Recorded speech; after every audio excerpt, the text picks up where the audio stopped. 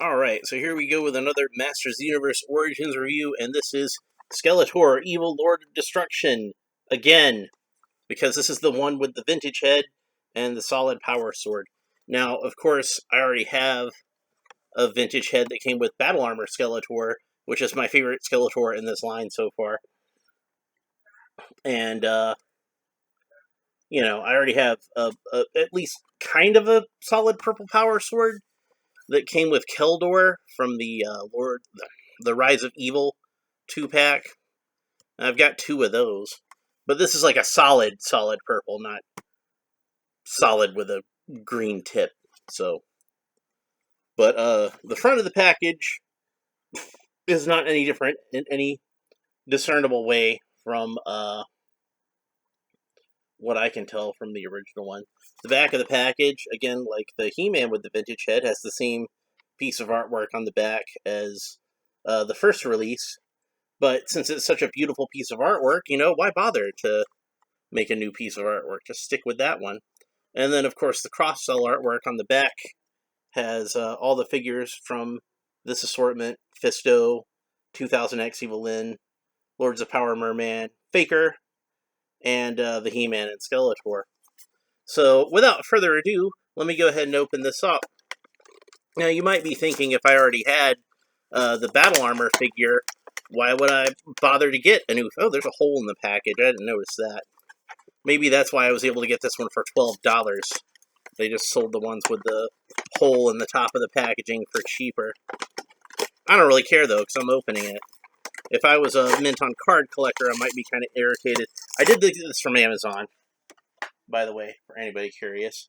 And here's the comic book. Again, it's the same comic book that came with Fisto, Merman, 2000X Evelyn, and Faker. So if you got any of those figures, you already have this comic book. Alright, so let's see. My phone is up there. It's in the way of my X-Acto knife, but I got it now. So we cut the devil rubber band. His accessories are taped into the back. And there's one more rubber band at his ankles. So I've got both of those. And let's just get Skeletor out of the tray. I'll set that over there for now. And get these rubber bands out of his joints. They're stuck there. Alright, so let's have a look at him. Oh, that was stuck in there good. Let's have a look at him. And one of the problems with the first release of Skeletor is still apparent with this one, which is also a problem with the vintage version of Skeletor, which is you've got all this blue flesh at his neck between his armor and his hood, and I feel like that works a lot better when it just kind of flows in as one solid piece. I did have here it is. One of the Skeletors that I made, and I used one of the Club Grayskull Filmation heads for this one. I got it cheap from China, and it was kind of messed up. I had to fix it. So I guess it was like a reject from like the China factory. But you can see that it how it flows directly into the armor, I think looks a lot better. But Skeletor's head on the vintage figure was, the hood was too short and didn't quite reach the armor. And I think the neck is even slightly longer on the Origins version. See, you can push it up about that far, but there's still going to be a little bit of blue there. If you push it up about that far and have him look down, that kind of hides it a little bit. But I still really like this vintage style head. It's a great sculpt, but the paint isn't quite 100% accurate to how the original toy was. So part of the reason I bought this one was because I wanted an opportunity to repaint this head, and it was a lot cheaper for me to get this figure for like $12.50 on Amazon than it was to get that Battle Armor figure again for $20. So his belt seems a little loose. It could be on the tighter setting, and that's probably why it's riding up like Old Man Skeletor. But yeah, other than that, from the neck down, I believe that this figure is identical to the previous release. The figure itself is the same. The armor all looks the same. It's all that really dark yet vibrant shade of purple that we've become familiar with Skeletor in this line, both him and Battle Armor Skeletor. have that shade of armor, and I think it looks really cool. It really pops on the shelf too, but you can see it when you compare it to the vintage one. And this isn't actually vintage armor on him that I have, it's the commemorative edition. But even on the camera, you can tell that that's a much brighter, more vibrant shade of purple. It's not much darker. It's about the same shade of like darkness, but the vibrancy of it is just kicked up a notch. So that's the way it's been with most of these Origins figures. Is I guess to help them pop on the shelf a little bit more. They made them even more vibrant than the vintage line, which was already a pretty vibrant line that really popped on the shelf. But you know, that's not a complaint or a criticism. That's just an observation. I actually like it, so don't think I'm bad mouthing it. Keep it up, Mattel. You're doing good. If only the figures were easier to find, and I don't think that's 100% your fault. It's maybe like 10% your fault.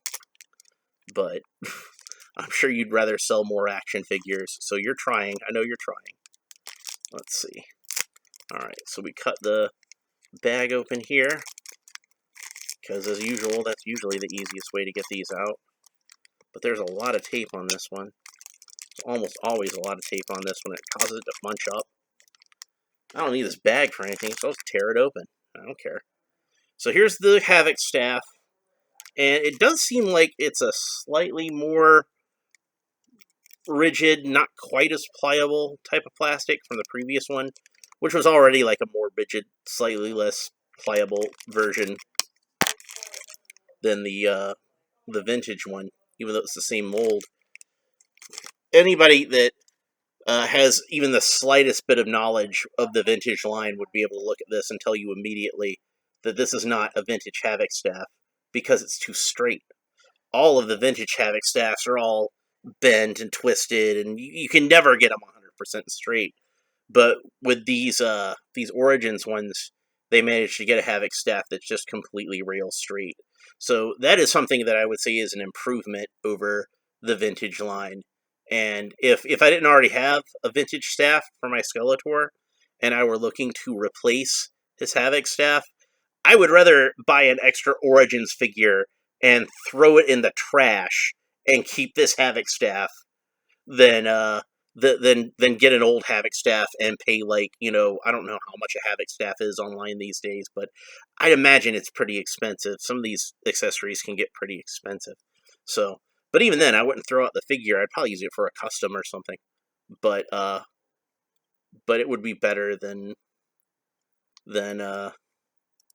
this staff is better than the old staff. It's an improvement.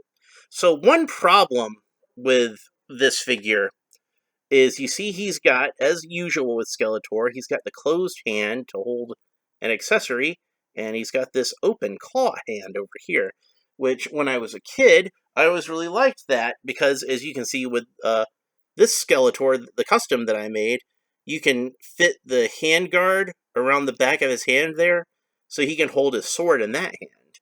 Even though it's not, like, meant necessarily to hold a weapon, it can hold that particular weapon. And also with the vintage figures, if you put together He-Man and Skeletor's swords together to make the whole power sword, that fit perfectly into the claw hand. So, but this one, it's got a solid power sword, so he can't really dual wield anymore. So that is unfortunate. But if you're like me, you bought Battle Armor Skeletor, which comes with an extra hand, and you've probably got extra Keldors that you bought for customs. Maybe you don't need Keldor to dual wield or whatever figure you used.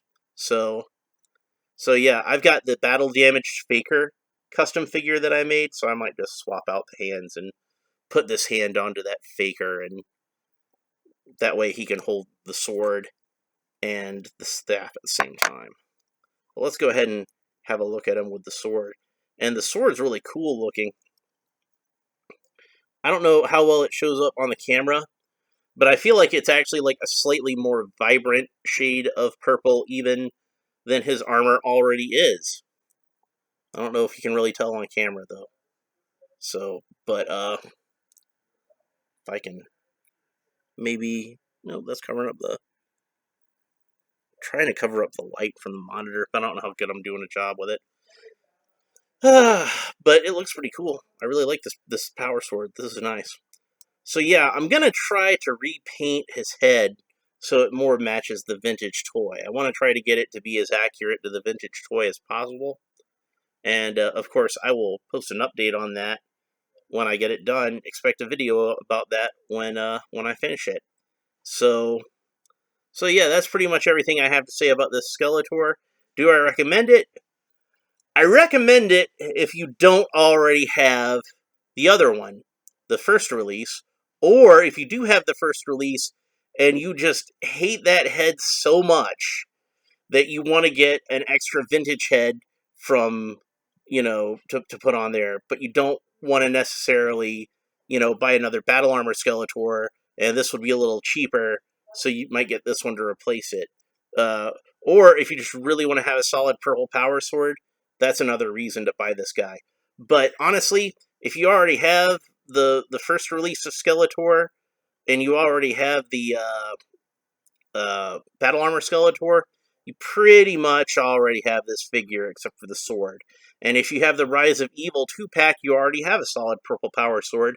If you don't mind it having a green glowy tip, then you could pretty much just put this guy together from the parts you already have. Kind of like what I said about He-Man. But if you're a customizer and you want to get these parts, that's probably about the cheapest way to get a solid purple power sword or a vintage Skeletor head. Unless you maybe bought the parts separately on eBay. But I usually just prefer to buy another figure because I kind of find it in the long run it's cheaper with, all the parts that you get anyway. And sometimes when I got extra parts, it inspires me to do something else. But yeah, this is a good Skeletor. I do recommend it if you don't already have the first edition, or if you found the first edition wanting, because I know a lot of people did not like that head with the open mouth. I didn't really have a problem with the open mouth. I didn't like the way that the hood was open at the bottom, you might recall. And this one, they fixed that problem. The hood is closed at the bottom, so it looks a little bit less like a baby bonnet than that one did. But, that blue neck has always bothered me. Even on the original figure, the blue neck bothered me. And I would have rather had, the hood go all the way down and meet the armor the way it was in Alfredo Alcala's artwork or on the Filmation animated show. So that was why I made this figure in the first place. So that's pretty much it for this episode. If you enjoyed it, please like and subscribe and all that fun YouTube stuff down below. Let me know what Skeletor head you like the best. Do you like the newer vintage style head better than the first release head, or do you prefer the first release head? Maybe you like the scrunch face that Battle Armor Skeletor also came with. Maybe you would like to get yourself a nice Filmation head and pop it on like I did with this guy. Or maybe you'd like something that was a little more accurate to Alfredo Alcala, like the Rise of Evil Skeletor head. But, leave something to talk about below. Because I do like to check my comments, and I do like to interact with them when I can. If I can actually think of something to say, I'll at least give you a like. So, whatever. We'll interact. Anyway, that's it for next time. Thank you very much for watching, and we will see you later. Bye.